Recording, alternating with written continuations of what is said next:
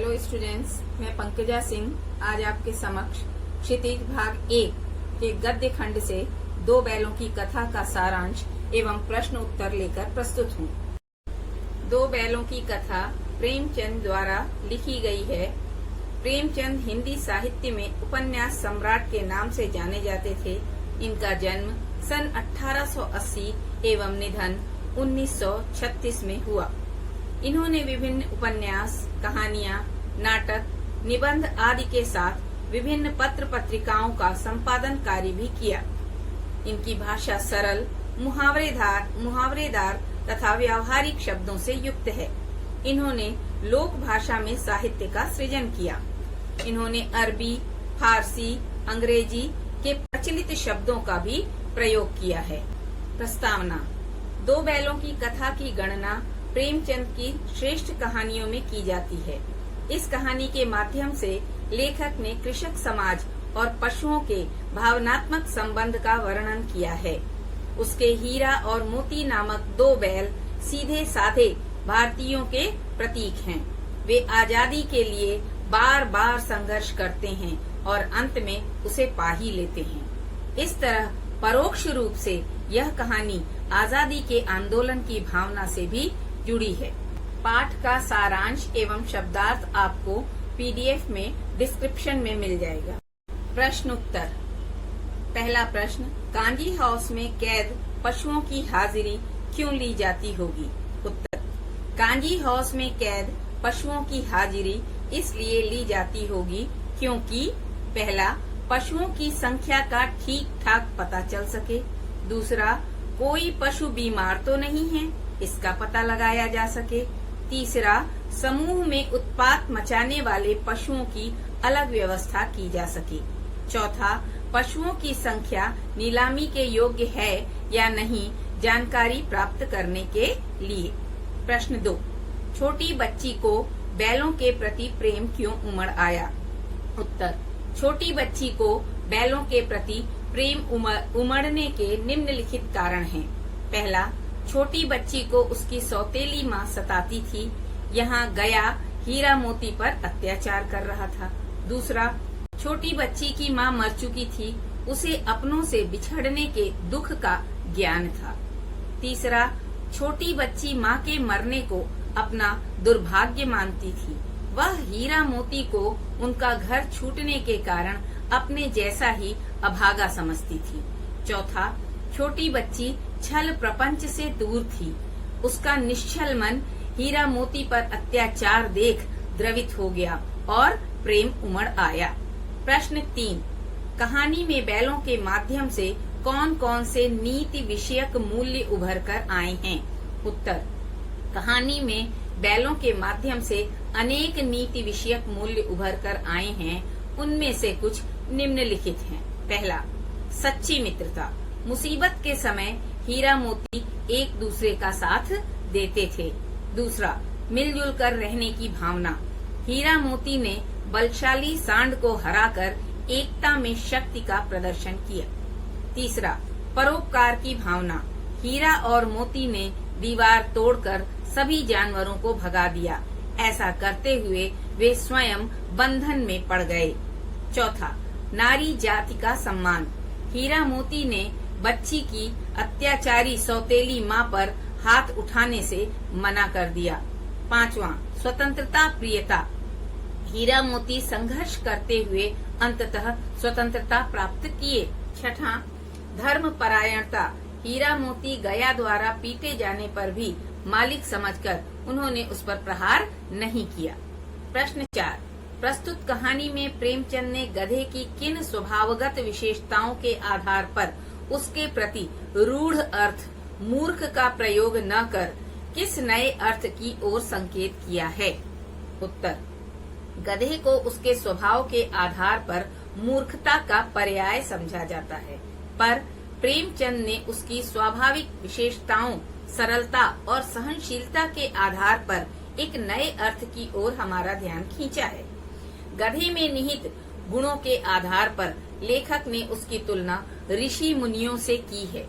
सुख दुख, लाभ हानि तथा विपरीत परिस्थितियों में एक जैसे बने रहने के गुण के कारण लेखक ने उसके सरल और सहनशील होने की ओर संकेत किया है। प्रश्न 5, किन घटनाओं से पता चलता है कि हीरा और मोती में गहरी दोस्ती थी? उत्तर, दो बैलों की कथा नामक पाठ में एक नहीं अनेक घटनाएं हैं जिनसे पता चलता है कि हीरा और मोती में गहरी मित्रता थी।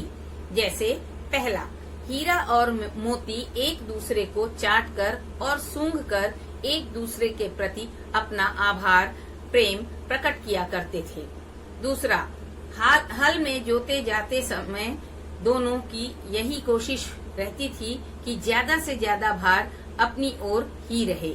तीसरा, गया द्वारा हीरा की पिटाई से दुखी मोती हल लेकर भागा, जिससे हल, जोत, जुआ सब टूट गया।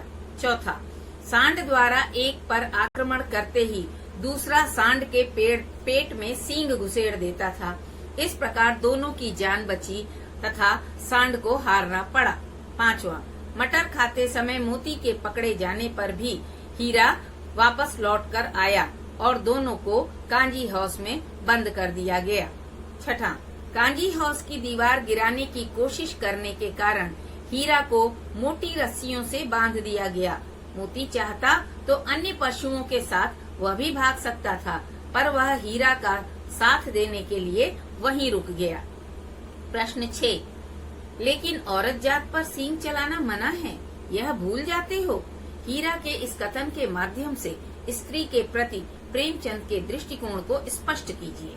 उत्तर, हीरा के कथन से लेखक का दृष्टिकोण ज्ञात होता है कि उस समय समाज में स्त्रियों की स्थिति अच्छी नहीं थी।